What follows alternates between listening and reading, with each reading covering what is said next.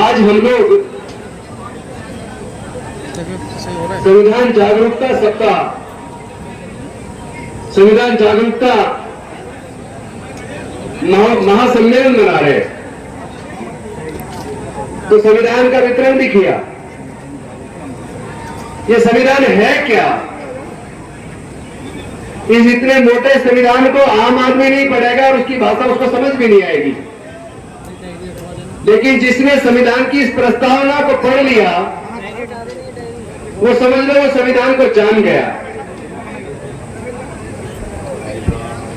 लग रहा है लोगों का सुनने का मूड कम है, लोग उठ के खाने की तरफ जा रहे हैं। लेकिन फिर भी जो लोग सुन रहे हैं उनको निराश नहीं करूंगा, मैं अपनी बात को रखूंगा जरूर। आजकल आप देख रहे होंगे पिछले 2-3 सालों में कई प्रकार के नए नए कथावाचक आ गए। भैया ये डायरी हटा देना वहां से। एक तरफ हम लोग संविधान जागरूकता महोत्सव मना रहे, लेकिन खुलेआम बड़े बड़े पंडालों में वो कथावाचक कथा करते हुए कहते हैं संविधान को बदलो, हमको हिंदू राष्ट्र बनाना है।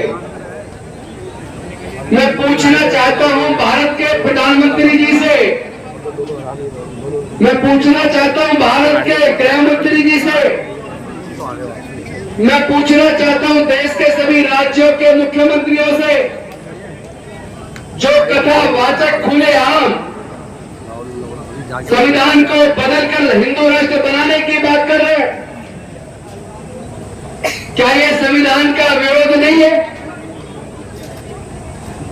क्या ये देश का विरोध नहीं है? भारत विविधताओं का देश है।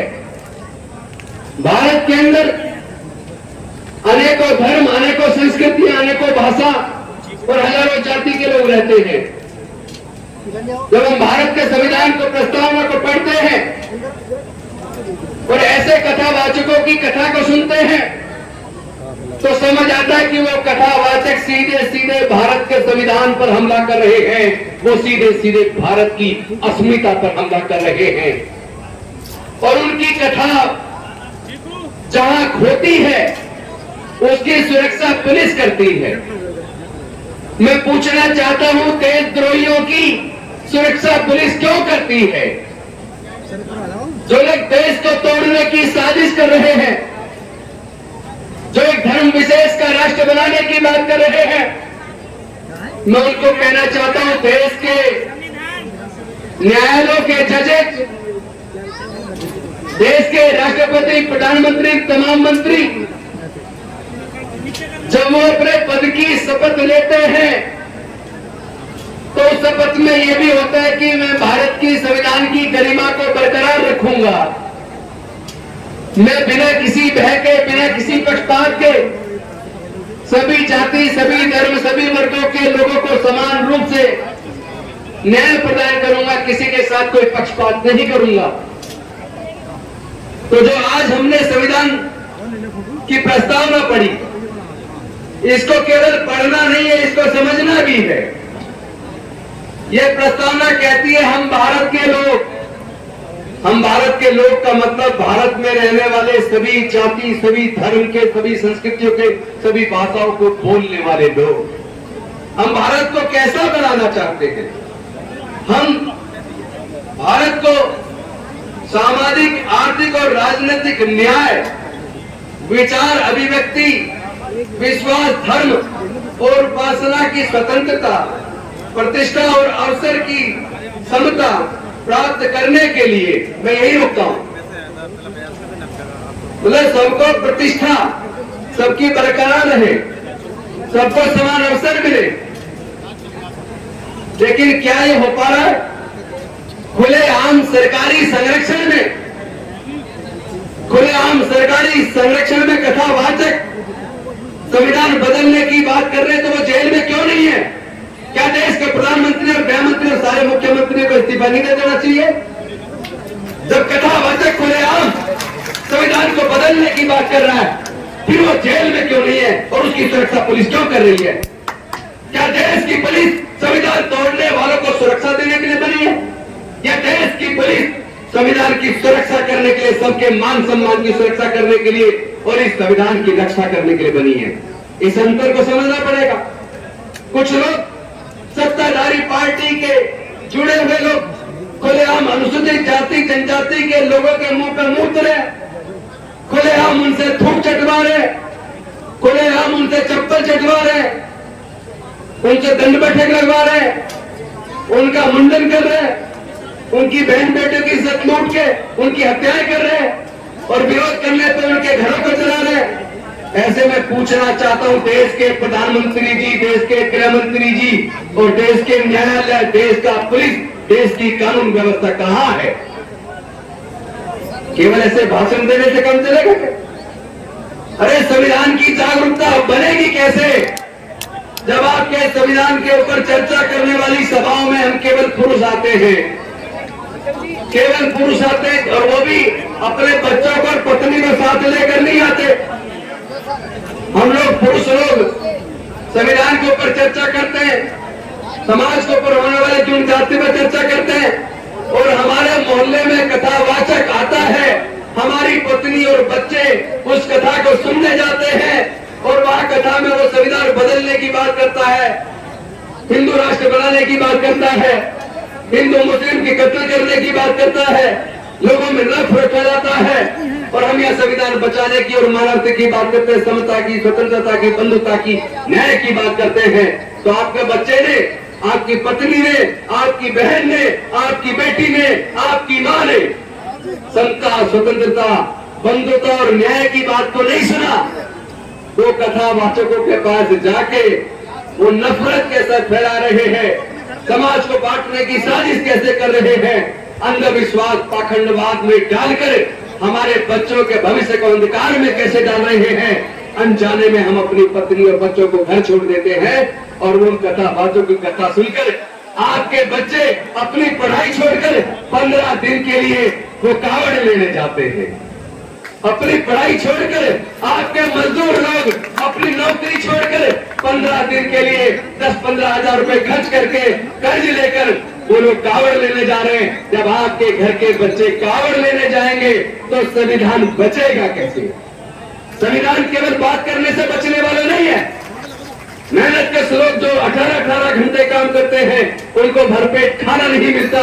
जो लोग एसी दफ्तरों में बैठते हैं, जिनके बड़े बड़े उद्योग धंधे हैं, बड़ी बड़ी इंडस्ट्रियां हैं, जो बड़े बड़े कुर्सियों पर बैठे हैं, अधिकारी हैं, उनके बच्चे तो कावड़ लेने नहीं जाते। उनके बच्चे तो विदेश में पढ़ने जाते हैं, उनके बच्चे कॉलेज में पढ़ने जाते हैं, उनके बच्चे IAS IPS बनने की कोचिंग ले रहे होते हैं और आपके बच्चे धर्म की रक्षा का ठेका लेते हैं। तो समाज किसका बनेगा? किसका समाज मजबूत होगा? समाज उसका मजबूत होगा जिसके बच्चे पढ़ेंगे। समाज उसका मजबूत होगा जिसके बच्चे व्यापार में अपना मन लगाएंगे। समाज उसका मजबूत होगा जो एकजुट होकर अपने समाज को जागरूक करेंगे।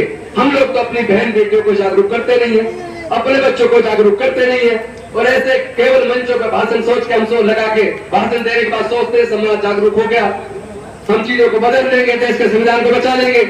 जब देश की सरकार ही संविधान बदलने की साजिश कर रही हो, जब देश की सरकार ही खुद हिंदू मुसलमान, पाकिस्तान, हिंदुस्तान, कश्मीर ये बोल बोल के लोगों में नफरत पैदा कर रही हो, तो देश बचेगा कैसे? देश का संविधान बचेगा कैसे? मैं कहना चाहता हूं, देश का संविधान बचाना है तो अपने बीवी को, अपने बच्चों को अंधकार के रास्ते से बाहर निकालो।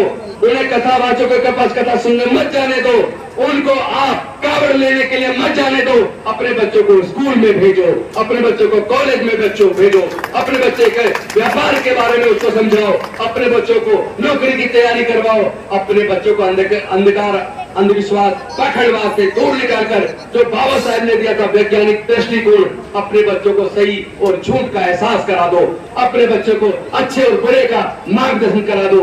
आपके बच्चे को जब अच्छे और बुरे में अंतर करना आ जाएगा तो वो संविधान बचा लेगा, तो संविधान के रास्ते पे चलेगा। संविधान बचेगा तो देश बचेगा, संविधान बचेगा तो देश का प्रजातंत्र बचेगा, संविधान बचेगा तो देश के SC, ST, OBC और माइनॉरिटी की इज्जत आबरू बचेगी।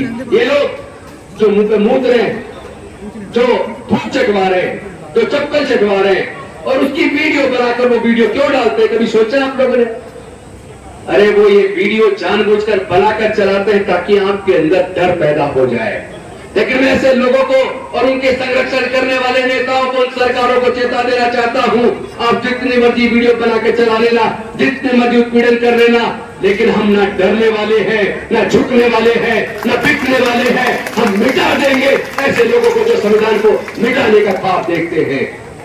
हम लोग डॉक्टर बाबा साहब अम्बेडकर को मानने वाले लोग हैं, हम संत गुरु रविदास को मानने वाले लोग हैं, हम समता पसंद, न्याय पसंद लोग हैं, हम मानवता को मानने वाले लोग हैं। आप हमें डराने की अब सोचना मत, वरना नींद में भी आपको डरावने सपने आएंगे, नींद में भी आपको हमारे भाषण सुनने को मिलेंगे और हम लोग अपने समाज को इतना मजबूत कर देंगे, अपने समाज को इतना ताकतवर बना देंगे, क्योंकि हम जानते हैं हम 88% हैं, 88% लोग राज करेंगे। क्योंकि जैसा अभी राजकुमार सैनी जी कह रहे थे, डॉक्टर बाबा साहब अम्बेडकर ने कहा था, पहली पीढ़ी हमारी मारी जाएगी न्याय के लिए लड़ते हुए, दूसरी पीढ़ी न्याय के लिए लड़ते हुए जेल जाएगी और तीसरी पीढ़ी न्याय के लिए लड़ते हुए हुक्मरान बनेगी। मारे जाने वाली पीढ़ी का दौर खत्म हो गया, जेल जाने वाली पीढ़ी का दौर चल रहा है। आने वाले 2-3 साल बाद आप हुक्मरान बनेंगे। अब आप राज करने की स्थिति में आने वाले हैं, अपने ऊपर भरोसा तो करो। अरे अपने ऊपर, अपने वोट के ऊपर भरोसा करो, क्योंकि तुम्हें वोट की कीमत का एहसास नहीं है। जब देश का संविधान लिखा जा रहा था, देश आजाद होने वाला था, संविधान सभा के सामने प्रश्न आया कि अब सरकारें अपने सरकार, हमारी जनता सरकार चुनेगी, अंग्रेज जाने वाले हैं, तो वोट देने का अधिकार किसको मिलना चाहिए? जब इस बात पर चर्चा शुरू हुई कि वोट का अधिकार किसको मिलना चाहिए, तो संविधान सभा के ज्यादातर सदस्य केवल वोट देने का अधिकार ग्रेजुएट को देना चाहते थे। कुछ संविधान के सदस्य, संविधान सभा के सदस्य वोट का अधिकार इनकम टैक्स पेई को देना चाहते थे, कुछ बड़े जमींदारों को देना चाहते थे। यानी कुल मिला के संविधान सभा के ज्यादातर सदस्य केवल 5% लोगों को वोट का अधिकार देना चाहते थे। लेकिन डॉक्टर बाबा साहब अम्बेडकर जी ने सोचा, इस वर्णवादी मनवादी व्यवस्था में हमारे लोगों के पढ़ने लिखने पर धार्मिक बंदिश थी, हमारे लोगों के व्यापार करने पर धार्मिक बंदिश थी, हमारे लोगों के संपत्ति रखने पर बंदिश थी। तो फिर हमारे लोग ना ग्रेजुएट बन पाए, ना व्यापारी बन पाए, ना इनकम टैक्स पेई बन पाए। तो इसका मतलब ये संविधान सभा के सदस्य देश के अनुसूचित जाति, जनजाति, पिछड़े वर्ग और गरीबों को, मजदूरों को, किसानों को, महिलाओं को वोट का अधिकार देना नहीं चाहते। लेकिन डॉक्टर बाबा साहब अम्बेडकर अपने बुद्धि और विवेक से, अपने तर्क से पूरी संविधान सभा को यह बात मानने के लिए मजबूर कर दिया कि भारत में वोट देने का अधिकार केवल इनकम टैक्स पेई को नहीं, केवल ग्रेजुएट को नहीं, केवल बड़े व्यापारियों को नहीं, केवल पूंजीपतियों को नहीं, बल्कि भारत में रहने वाले सभी लोगों को वोट का अधिकार समान रूप से मिलेगा और हर आदमी की एक वोट होगी और हर व्यक्ति की वोट की कीमत बराबर होगी। लेकिन हमने गलती क्या की? हमने अपनी इस वोट की कीमत को समझा नहीं कि कितनी मुश्किल से डॉक्टर बाबा साहब अम्बेडकर ने हमें वोट का अधिकार दिया। हमने अपनी कीमत को नहीं समझा वोट की, हमने अपनी वोटों को शराब की बोतल में 1000-2000 रुपए में 10-5 किलो अनाज में हमने अपनी वोट को बेच दिया। पर हम ये भूल गए कि वो लोग जो हमारी वोट को खरीदते हैं, जिन लोगों के पैसे से वो हमारी वोट को खरीदते हैं, उन्हीं लोगों के हाथों वो हमारे बच्चों के भविष्य को बेच देते हैं। यही कारण है कि हम लोग 88% होने के बावजूद 12% लोग हमारे ऊपर राज कर रहे हैं। और वो लोग, उन्होंने सत्ता में आने के बाद इतना बड़ा षड्यंत्र कर दिया, उन्होंने पढ़ाई इतनी महंगी कर दी कि आपके बच्चे फिर से पढ़ाई से दूर हो जाए। आपके बच्चे नौकरी में आया करते थे रिजर्वेशन से, उन्होंने ठेकेदारी पर्चा लाकर सारे सरकारी संस्थान बेचकर आपके आने वाले बच्चों से नौकरियां भी छीन ली और पैसा व्यापार करने के लिए आपके पास है नहीं। इसलिए हमें बहुत सूझबूझ से, अकल से, बुद्धि से, विवेक से डॉक्टर बाबा साहब अम्बेडकर के मार्गदर्शन में सोच विचार कर एकजुट होकर संविधान बचाने की लड़ाई को भी लड़ना होगा, अपनी बहन बेटियों की इज्जत को बचाने की भी लड़ाई को लड़ना होगा। और हम लोग ईमानदारी के साथ अगर एकजुट हो जाए, अगर हम ये समझ ले कि जाति कुदरत ने नहीं बनाई, जिसने जाति बनाई वही देश पे, सत्ता पे काबिज है, संसाधनों पे काबिज है। और जब तक जाति रहेगी तब तक जाति की वजह से उत्पीड़न रहेगा। जब जाति ही उत्पीड़न का कारण है तो हम जातियों को खत्म क्यों नहीं करते? इसलिए हमने मिशन जय भीम के माध्यम से नारा दिया है, जाति छोड़ो समाज जोड़ो, जाति छोड़ो समाज जोड़ो। और एक ऐसे समाज का निर्माण करो जिसमें सब लोग समान हो, सबके लिए समान अवसर हो, सब में भाईचारा हो, नफरत के लिए कोई स्थान ना हो।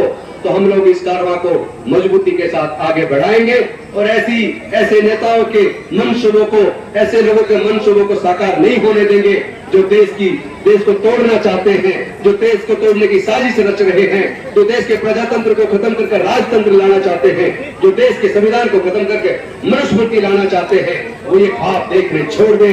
डॉक्टर बाबा साहब अम्बेडकर के बच्चे इतने कमजोर नहीं कि तुम्हें जीतने दे। बहुत बहुत धन्यवाद। जय भीम, जय भारत, नमस्कार।